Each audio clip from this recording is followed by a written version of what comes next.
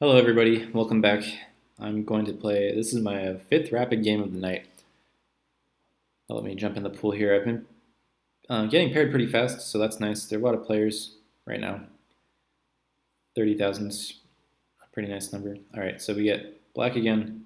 Let's use this game as a stepping stone into the 2000s. So let's play solidly d4, d5, bishop f4. Alright, so I'm going to play knight f6. There are a couple ways I can play. I can play the immediate c5 and deal with potential taking. I can also start with e6. Let's start with e6. One less thing to think about since I already know what I'm going to be doing here. All right, so early bishop d3. I could still play queen b6, but it's not really what I had in mind. The point of avoiding knight f3 is to prevent this for as long as possible. So like maybe knight c6 is going to be met by knight d2, which shortcuts possible defense that black has against the London. I'll showcase that later. I didn't intend to play that at all though, and by not having the knight on f3 makes this more appealing. So let's castle here. Let's play queen c7. So I have a specific setup in mind. I'm playing queen c7 because I want my knight to be on d7.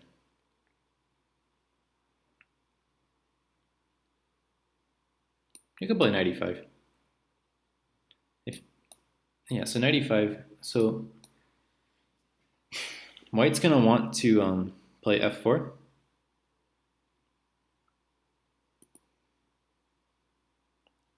This is kind of asking me to play knight e4 though, to do things in this order, and you don't want to take that. So let's see what white does here.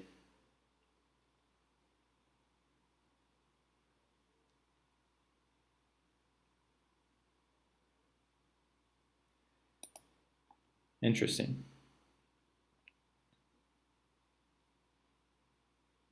I'm not so sure about knight e4. This is kind of a stepping away. We're both playing kind of moves that are anti to general opening principles. I can play f5 here, and now the idea, yeah, okay, if you take me, I take back like that, I'm happy. Otherwise, I'm going to take here and then take on e4. And with this pawn in the way, I don't have to worry about these opening up his rook to attack my h7 pawn.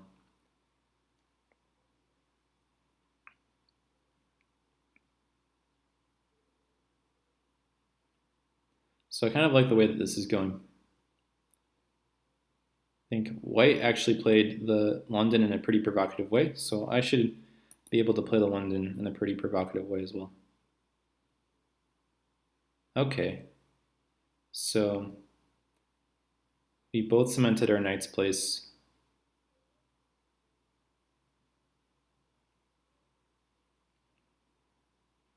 I could take here, but there's no reason to.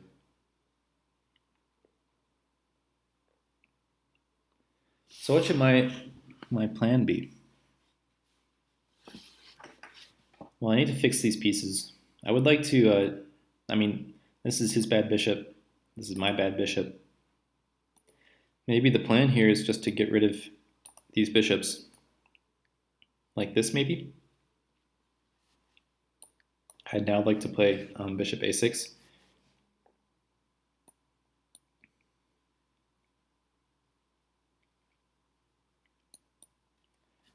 Please trade with me, so to speak. Wow, it takes like that. There's no way that that's the right move. Okay, well, we're going to take back like this. There might be an argument for the other way, but this is very, very odd decision making by him. So if I take here, what is going on? All right, there's no attack here that I can see immediately. If I take here, now all of a sudden he has to take back with this pawn. because otherwise this pawn falls. And then that prevents him from, he's got no way to castle.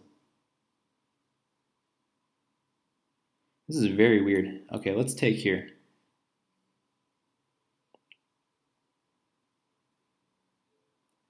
Just took, just took. Can't I take f4? What's the big deal here? Take f4, give me check, come back, check. Maybe it's not so good.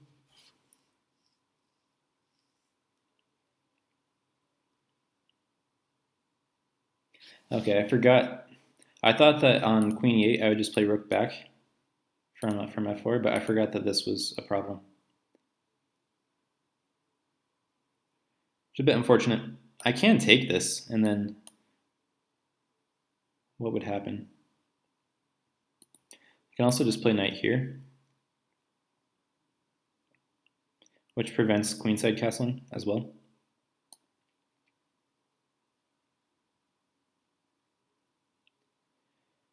And otherwise, we bring our knight over here.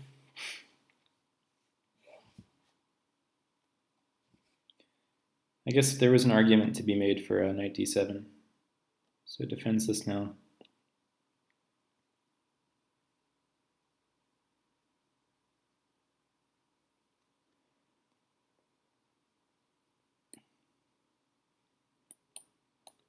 So I'd like to go here. He can trade the bishop, actually. I forgot about the bishop. Man, well, you can tell this is my 5th game in a row. There's absolutely no reason for me to do that.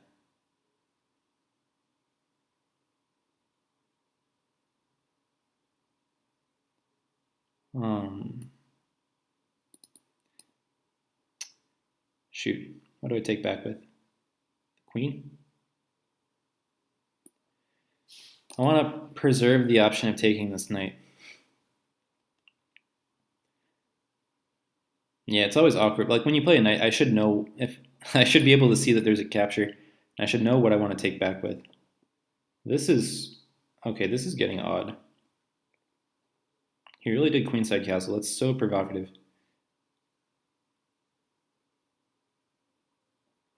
If I take here,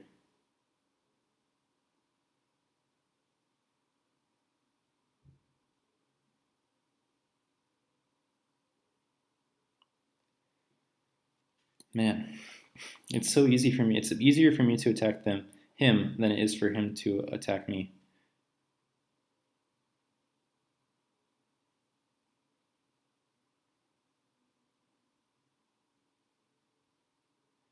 Okay, let's play rook to c. Well, okay, no.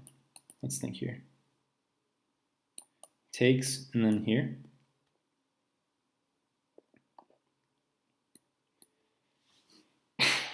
Excuse me.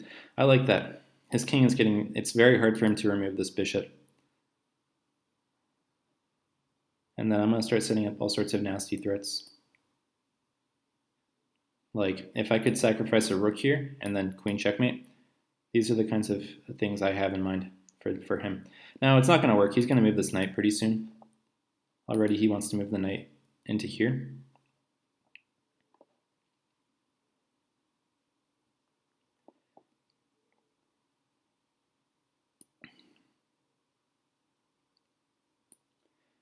But are you going to allow me to do this?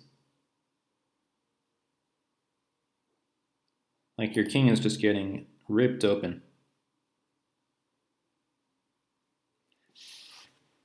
And attacks on this pawn are easy to deflect. I just don't understand this move. Okay. So like when you go here, fine, you're going to be attacking this. I can just defend it. And I have some serious threats here. Oh, his idea was to take it here and then, okay, actually, okay, well, yeah, let's rip this open. Come on. What is this?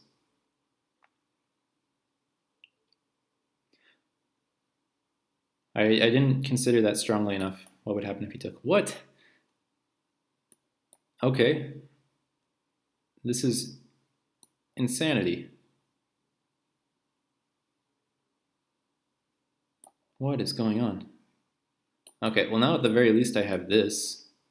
Like, this is madness. I also have queen check, king here.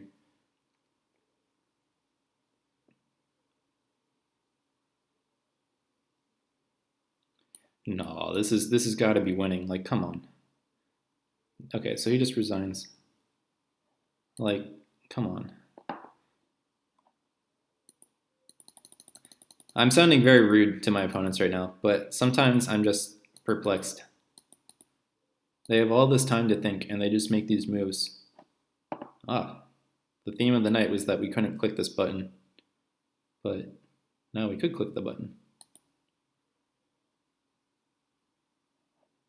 All right, yeah, I'm very curious how I was accuracy-wise in that game. I made some weird choices, so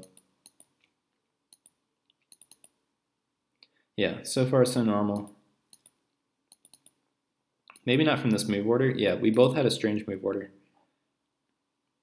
E6 first is less common than immediate C5. Bishop D3 is less common than, let's say, like knight F3 or knight D2.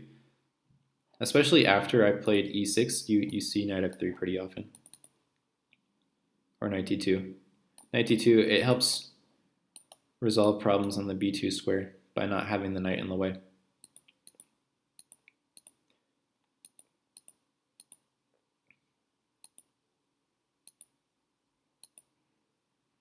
Yeah, knight E4 is the move I'm really curious about.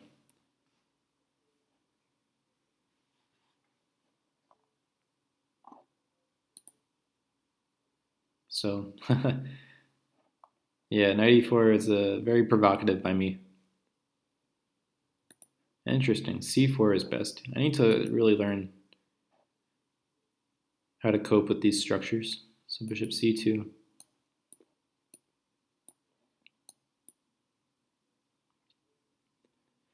I'm always worried about my king safety, but he's a few moves behind anything here.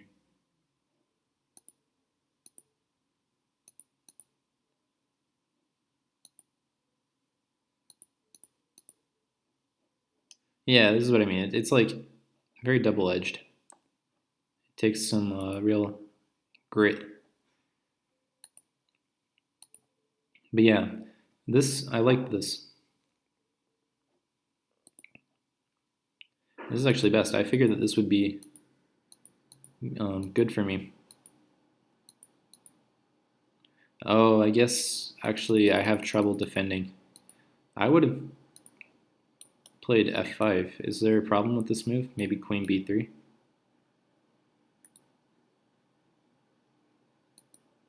Knight here. Yeah, I could get into real trouble here. So I don't have time for that. So that's why this move is no good. Knight e4 is no good because of a very concrete threat of knight c4. And it comes with tempo on my e4 square. So, but as it stands, that was not played, and then this was actually good, because this is kind of what I looked at. This is why it's a bit of a risk. If white doesn't play the most accurate way, then you get what you want. But this was a reasonable plan. Yeah, taking was very odd. I didn't understand that at all. Queen h5, and I was so incredulous. Like, what is he planning on doing here? There's no targeted attack here. There's no knight coming into the square to attack on my h7 square. This bishop is not doing anything. You're several moves away from any sort of pawn incursion, and then even if the pawn gets to g6, I play h6, and then you have to spend another few moves to figure out how to untangle that, and then I still have lateral defense. It's like this is a waste of time. C takes, I liked. E takes. Knight c6 was fine. It says it didn't give it a question mark, but it still dropped a point, so I'm wondering what it would do instead.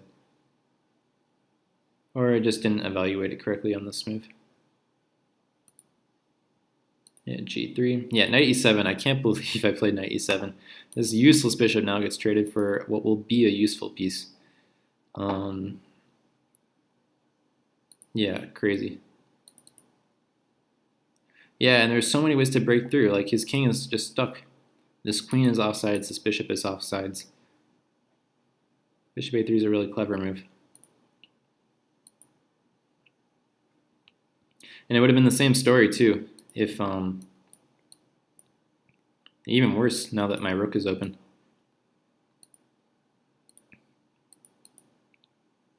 Yeah, I spent a second here. I realized that I might want to still be able to take here. So I didn't want to do it with my bishop. Yeah, and queenside castle. I also was like, how can you queenside castle here? Like everything I'm going to do is related to opening up the queenside. Your king was safer in the middle of the board. So it took that. Bishop d3, b5, queen h3 I didn't understand, b4. Actually realized here that maybe, what do I do here? Oh, sorry, I probably do this. Either rook, doesn't matter. Check, sacrifice, and we're pretty much mating here.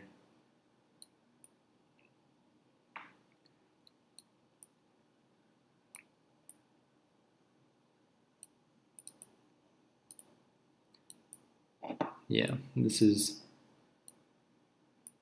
or just even better, which is to get my queen in. I mean, there's so many ways this can go down. Or if here I have check. Yeah, it's just too forcing. So yeah, I was playing with initiative. It's lucky that something that I didn't consider wasn't a problem, because it would have been a problem if I couldn't recapture this, or if there wasn't these problems, because I don't want him to just rip open up all of my stuff. But yeah, queen g2 is just like a real head scratcher. And take on c2. Or b2, I mean. Yeah, and this is pretty bad.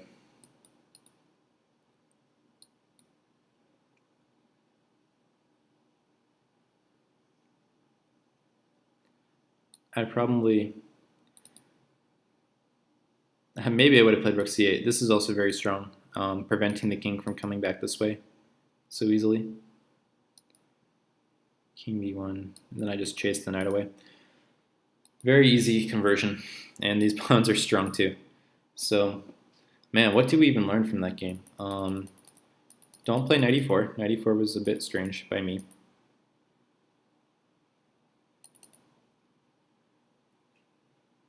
And I'm not sure.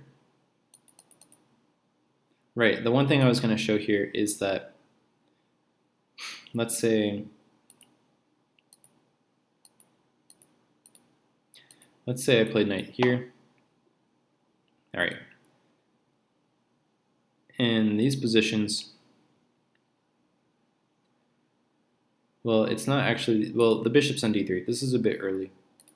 If we imagine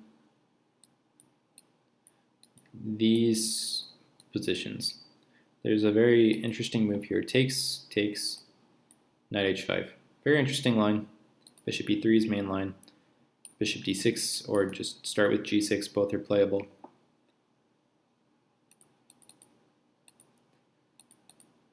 One of the ideas behind avoiding a knight f3 development is that if I go for that plan, I go takes, knight h5. There's one small problem, which is that without the knight here, the queen can still take.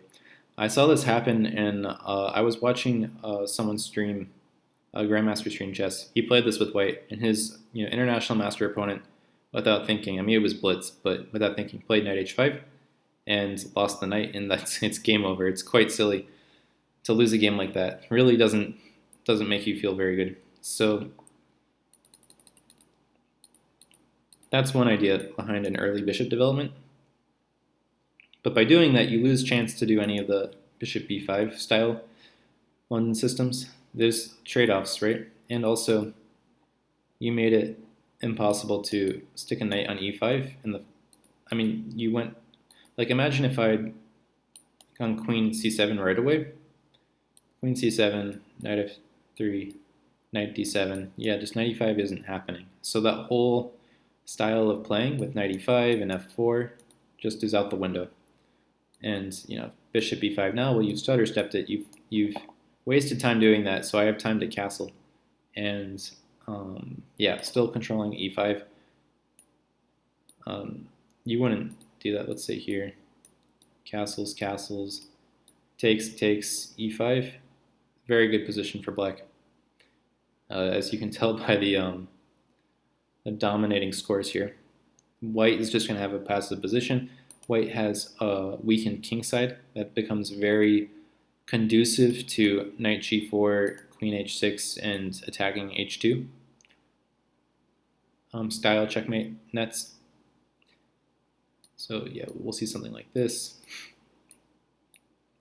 And to go further down the rabbit hole than is necessary, also, yeah, this move c4 by white is played in part because